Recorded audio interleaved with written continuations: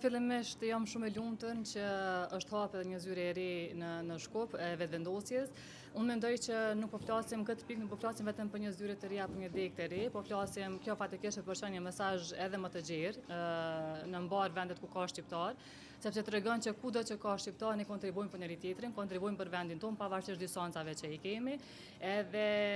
çdo herë domethënë e kemi për zemër Kosovën kudo që shkojmë, pra pavarësisht distancave që mundem me na ndonë ashta fizikisht, po shpirtërisht edhe mendërisht domethënë jemi ata të cilët e dim ku i kemi rënë, sepse ne e dim që ka shumë shqiptar të Maqedonisë së Veriut që i kanë rënjet në Kosovë, kanë familjar, kanë kujtime që